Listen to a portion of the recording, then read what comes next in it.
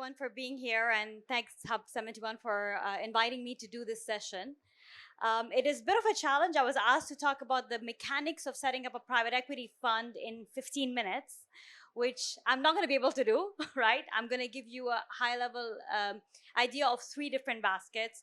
One is sort of the commercial side of what you want to do when you set up a private equity fund. The second is more the practical aspects of doing that. And the third is a bit more of the soft side of just doing something entrepreneurial. The introduction was lovely. I want to say a lot of what the achievements that were mentioned in the introduction were done while I was at different places in my entrepreneurial uh, recent 2 year history. There's a lot more of planning and basing ourselves because that's not been as long. So I'm early in my journey, but that also means that I can share with you the pains because it's all very recent in my mind and not too far off.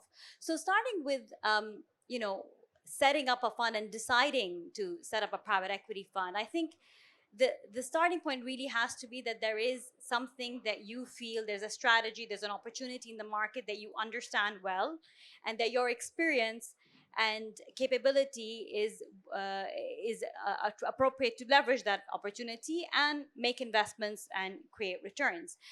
I find the reason I mentioned this very obvious point is that you do get people who sort of think, well, private equity is a good way of making money. I'm just going to set up a fund and make some investments, and they don't necessarily, and I've been asked by people, right, they will necessarily have a specific strategy that they're passionate about. That might work in the short term, but in the long term, you really need to be very clear on what is the investment strategy that you think you can have. Then you have to think about structuring that more from a commercial perspective. What do I mean by that?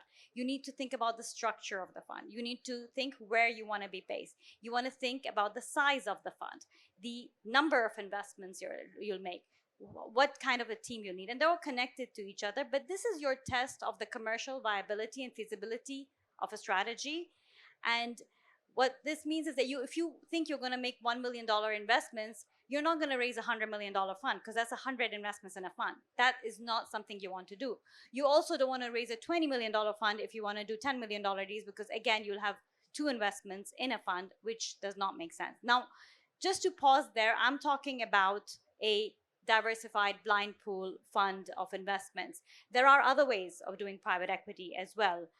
Common structures that we've seen come up, particularly in this region, are deal by deal. So you have a specific investment and you invest, you raise money for that specific investment and you manage that. But for the most part, and what I have done and what I'm going to talk about mostly is the sort of aggregated pool of capital to invest in various investments. Once you've determined what size of investments you're going to make and what size of fund you have, you then need to see that you can manage a team that can deliver on that. This is your commercial viability, meaning that a fund will, and I was asked to keep it basic, so I apologize for people who understand this, but obviously a fund is going to earn money in two ways. One, the management fee that they charge on the money they manage, and the profit they take from the returns they give to investors. Typically that's what we call 2 and 20, 2% management fee and 20% of the profits if you have made a profit and subject to some hurdles.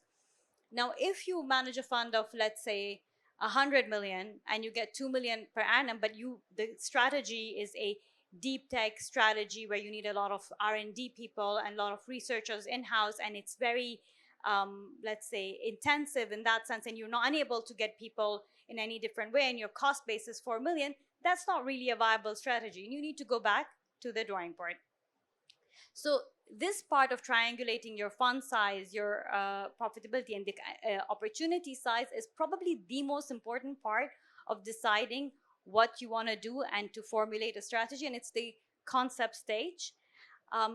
And from there on, you have to start thinking about people and team. And this is probably the hardest part of any journey, any entrepreneurial journey.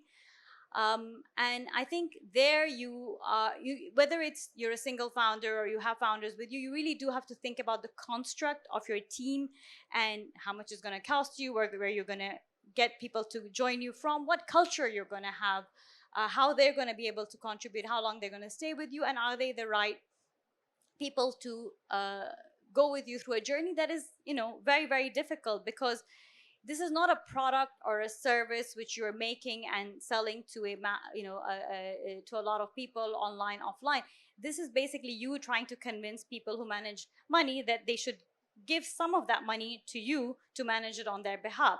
So it requires a lot of credibility, which you bring with your own track record as well as your team, and it requires a lot of trust. I think that's something that is a big challenge for anyone starting a private equity fund.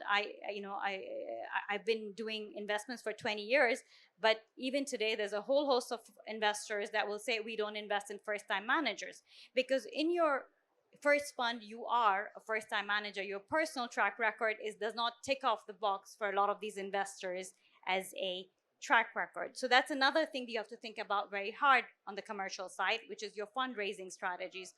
Are there enough people who will support first time managers in this strategy? Are there enough people who will back you based on your track record? Do you have the relationships? Do you have the networks? Do you have the credibility? And one thing that I think is extremely helpful at that stage is, as you build up your idea or your fund strategy, is to also have a very clear pipeline. This again requires a lot of network and credibility with the market, but it is much easier to raise money even for a blind pool of capital if you can say, well, these are the 4 or 5 investments that I'm currently looking at. And people have to have the belief that you can actually secure those opportunities. When you talk, you can't talk about people's companies without talking to them. They have to have belief that you can raise money. So there's a lot of chicken and egg that you have to manage. But that's all sort of going towards building a strong commercial basis, which is that your fund sizing makes sense, your strategy makes sense, you have a strategy and a pipeline that you're going to deploy into, and you have the right people. Then you move on to the practical side of things. I'm going to stop here on the commercial thing just because it's a lot of things. Are there any questions on the commercial side of setting up a private equity fund from anyone? Anything? All right. So moving on to the practical side, and we're in ADGM. My fund is registered in ADGM, so I'll tell you that really is one of the first things you have to decide. Where does your fund have be based? Is it going to be it has to be a regulated? Well, it is preferably a regulated fund, because that means that investors are more comfortable investing money with you. But there are a lot of options globally in terms of where you can set up, whether it's ADGM, DIFC, Cayman, BVI. There's a lot of different options, and you have to really think what is the best option for you vis-a-vis your investors, vis-a-vis your investee companies, the ecosystem. For us, this was a very attractive jurisdiction. First of all, we're based in the UAE. We invest in the GCC, but even beyond that, the ecosystem that was provided by the ADGM for us was very attractive. We had a lot of support. We had access to the authority and the regulators, and we were really felt that it was a very well managed journey by the staff here to help a first time manager who, you could be very experienced in a lot of things you do, but fund management and fund regulation and fund setup are very specific things that you need help on. You have to start thinking about who you need to bring on board. Usually you'll have an advisor who'll help you with the application with the regulator. You need lawyers.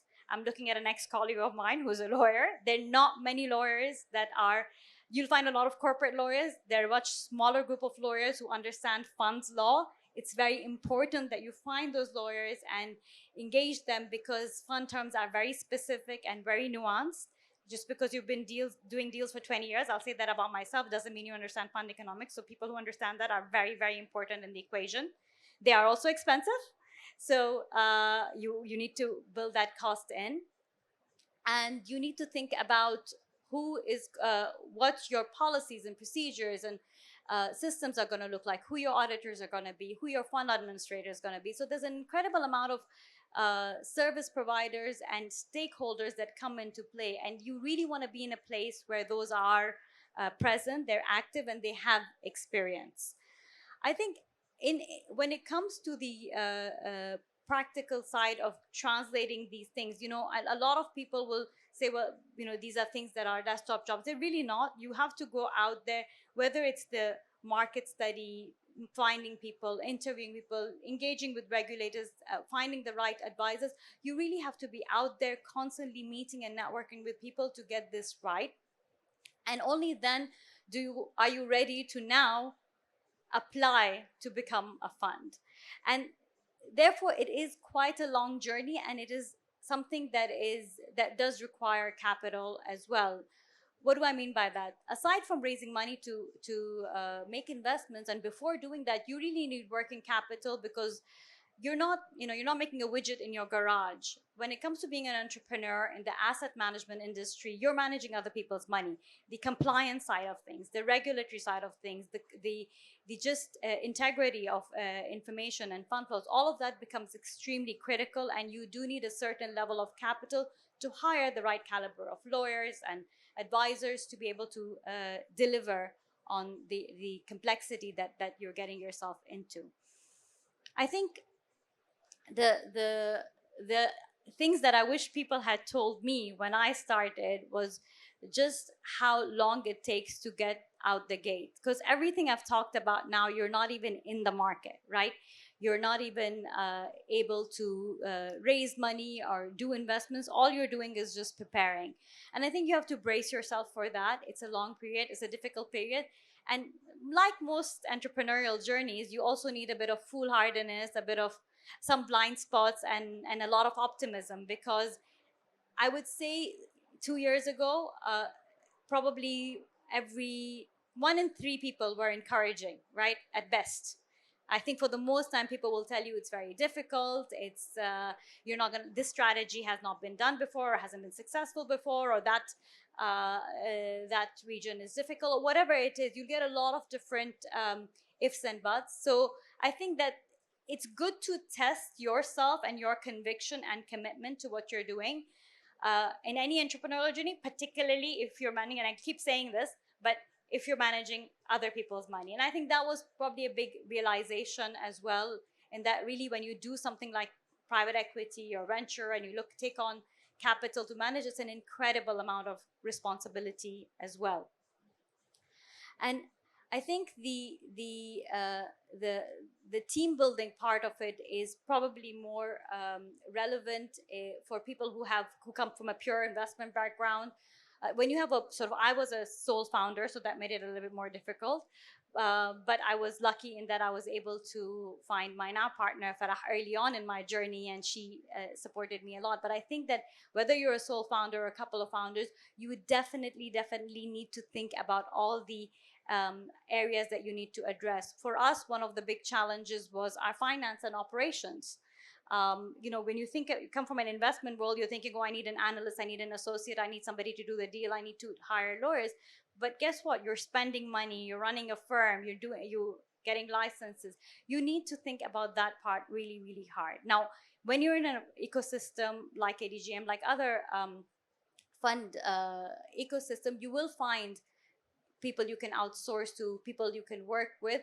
But unless you have your network and understand how people can help you on that front, it would be very, very difficult to focus your energies on what you're really signed up to do, which is managing investments. So I think the mechanics of the fund, from concept to then hiring advisors, are all in a back end. They're sort of away from the world, and then you get into the finally launching the fund and you start facing the world. I think that is where you need to bring in a lot of what you've been doing probably before that, which is your investment, your book building, your investment selling, and you have to come up with your pitch. And I don't mean necessarily the slides that formulate the pitch, like really your story, your narrative, your what is it that you're selling to the world. And it takes several iterations, even if you're very clear in your head on what your strategy is and how to communicate it. It's shocking to see yourself pitching things and finding that actually this is not an important factor. This is, and you start making it more succinct. What I found very useful is pitching to friends, and pitching a lot, and debating ideas, and really cleaning out the strategy. Now, different investors have different things that they focus on, and that goes back to your fundraising strategy. Are you raising from family offices? Are you raising from sovereign wealth funds? Are you raising from other institutions? Are you raising from high net worth individuals? These will all have a bearing on how you approach it. Some people, obviously, if you're raising from a sovereign wealth fund or a pension, you need to talk a lot more about process in addition to your strategy, whereas with family offices is a lot more focused on, what is your pipeline, and how we can co-invest sometimes. So you really have to curate your sell to the audience that you're addressing. I think the hard, and just sharing my experiences as we go along the way. For us, one of the hard things when we started putting our pitch together was realizing that whenever we spoke to investors outside of a certain group of people we invest in the GCC, and they're not everybody has even people based here. Many of them are focused on investing outside because that's their mandate, and they're only recently considering here. So you have to talk to them about the region and the macros, and you're not often talking about yourself. I had a similar experience in my prior job with Savola, which is a listed company in Saudi, where when we would talk to the rest of the world, I would be talking more about the country and its return and risk profile than myself or my investments. So I think your pitch and your approach will change based on who your audience is. So I think, look, I'm just looking at the time, and I think that there is a lot more to say about these things, but just moving on to the softer side of things, I think it is really a very, very big feat to say that you want to raise a private equity fund. I think your advisor and your relationship, your service provider relationships play a much bigger part than you can imagine. But I think the sense of responsibility and the sense of knowing that you are managing money and that you have to deliver returns should always make you pause and check. I think, like I said at the beginning, if you come up with a strategy and you size it, the commercials don't work, don't just go out there and start raising. Revisit it, talk to people who've done it before, and you'll find that there are ways to marry what you if you have done good research and it's really a good market opportunity, and you have what they call the right to win. You will find a solution, but do spend a lot of time on that, because it doesn't get easier. Everything you said and you promised, you set out to do, you're accountable for it on a daily basis. And so I wish everyone the best of luck in doing that. And I think I would say it's been great for us to be based here in ADGM and doing it, but there's a lot more to it than I can cover in 15 minutes. Thank you. Thanks.